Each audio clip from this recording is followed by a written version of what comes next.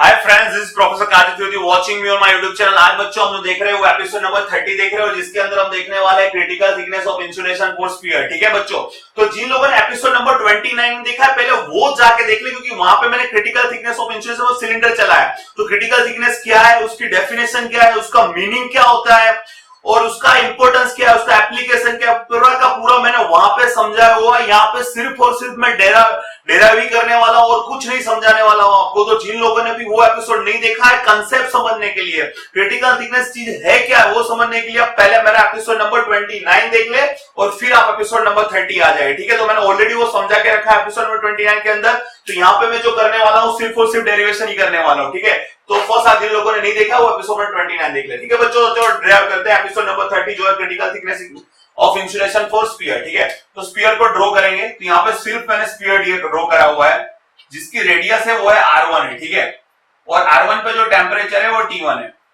अब इसके ऊपर मैं इंसुलेशन लगा रहा हूं। ये स्फीयर है बच्चों, आपको सिलेंडर की तरह लगेगा क्योंकि आप यहाँ पे 2D ड्रॉइंग हो रहा है, लेकिन ये स्फीयर है, इसको वाटरमेलन समझे। ठीक है, यहाँ पे मैंने ये जो लगा रहा हूँ इसके ऊपर इंसुलेशन लगा रहा हूँ, और ये जो इंसुलेशन है उसकी रेडियस है वो है R2 है। ठीक है, और इंसुलेशन की रेडियस लगाइए वो R2 है। तो ये R1 है और R2 है, तो इंसुलेशन की थिकनेस कितनी होगी, वो हो जाएगी R2 माइनस R1। इतना सबस्ट्रेट करें तो ये क्या हो जाएगा, इंसुलेशन का थिकनेस। अब ये इंसुलेशन है वो बार किसके साथ कनेक्टेड होगा, एयर के साथ। वो it is expose to the air.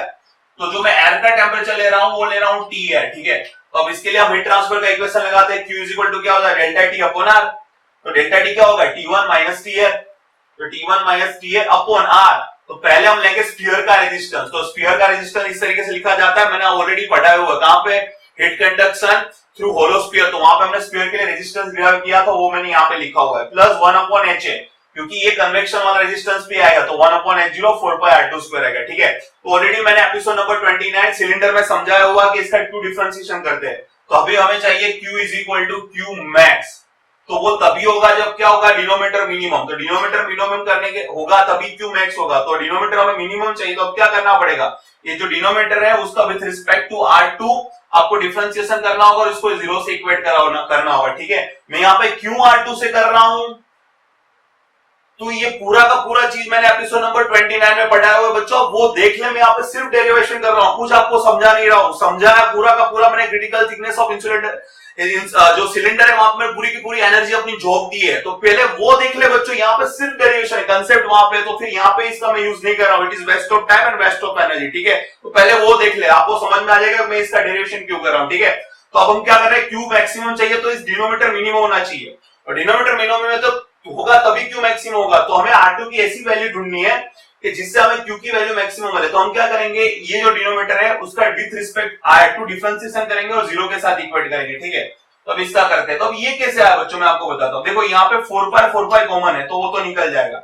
अब ये इसको लिखा जाता है R2 अपन, ये लिखा जाएगा K R1 R2। पहले A इसके साथ उसने ये लेके रखा हुआ है, तो क्या होगा, R2 कैंसिल, तो क्या बचेगा 1 अपॉन K R1। फिर आप क्या करो, R1 के साथ ये पूरा टर्म लो, तो आपको मिलेगा 1 अपॉन K R2। यहां से 4 पाई निकल कर देगा 1 upon R2 square H0 equal to 0। और विद रिस्पेक्ट R2 इसका डिफरेंशिएशन करो, K R1 तो कांस्टेंट है तो इसका तो 0 हो जाएगा। ये क्या होगा, minus 1 upon K as it is रहेगा, यहाँ पे minus 1 upon K as it is, और 1 अपॉन X का हो जाएगा माइनस 1 अपॉन X स्क्वायर, यानी minus 1 upon R2 square, minus minus plus, यानी ये हो जाएगा 1 अपॉन K R2 स्क्वायर। ठीक है, फिर यहाँ पे क्या होगा 1 upon H0 as it is. ठीक है बच्चों, R2 स्क्वायर, यानी इसको मैं लिख सकता हूं R2 रेज़ टू माइनस 2, इसका डिफरेंशिएशन करें, यानी माइनस 2 आगे और ऊपर एक कम हो जाएगा, यानी माइनस 2 अपॉन R2 क्यूब हो जाएगा। तो ये है माइनस 2 अपॉन R2 क्यूब और H0 उसके साथ इक्वल टू 0। ठीक है, तो इसको इस तरीके से लिखा जाएगा बच्चों, R2 cube into H0 is equal to 2K R2 square. तो R2 को आप सब्जेक्ट बनाए तो क्या होगा, is equal to RC is equal to 2K upon H0। तो जैसे सिलेंडर में हुआ करता था वो K अपॉन H0 हुआ करता था, स्फीयर में वो 2K अपॉन H0 हो जाएगा। तो आपको अगर स्फीयर की जो आपकी इंसुलेशन है वो इफेक्टिव लगानी है, तो आपकी वैल्यू जो है इंसुलेशन की जो रेडियस है वो आपकी वो 2K अपॉन H0 से ज्यादा होनी चाहिए। क्यों होनी चाहिए वो मैंने एपिसोड नंबर 29 में पढ़ाया हुआ है। ठीक है बच्चों, आई होप आपको वीडियो पसंद आया होगा। अगर पसंद आया है तो इसको लाइक करें, शेयर करें और सब्सक्राइब करें। Have a nice day, bye bye.